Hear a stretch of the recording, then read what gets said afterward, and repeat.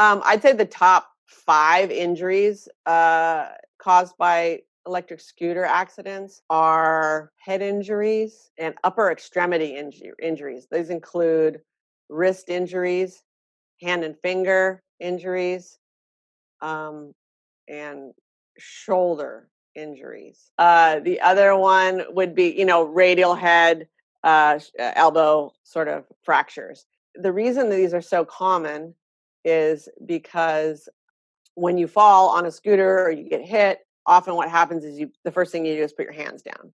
And so when you put your hands down to sort of brace your fall or stop yourself, lot of wrist fractures. And you think, oh, big deal, wrist fracture. That's not like breaking a leg. Well, yeah, it's not. It's actually a lot more complex. There are so many bones in your hand, in your wrist, your fingers. And often, especially nowadays, people rely on these to make money. So even if you just have a desk job, like this is what you do all day. And so it can be really intense to have an injury, especially with your dominant hand or wrist. We've had a lot of clients who, have to relearn how to do things like brushing their teeth or, typing with one hand while they're recovering from their injuries. And there are a lot of hand specialists in San Francisco and Los Angeles who deal with very specific surgical procedures to the hands, wrists, and fingers. So that is super common.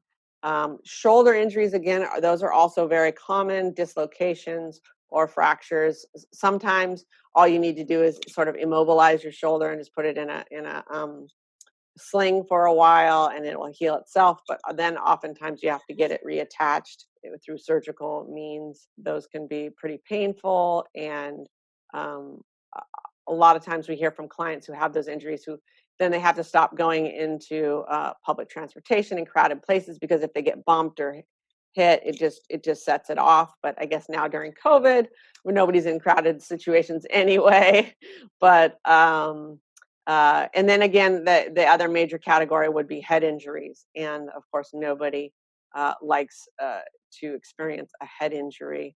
Those run the gamut from a mild to a traumatic brain injury, and those can cause all sorts of symptoms.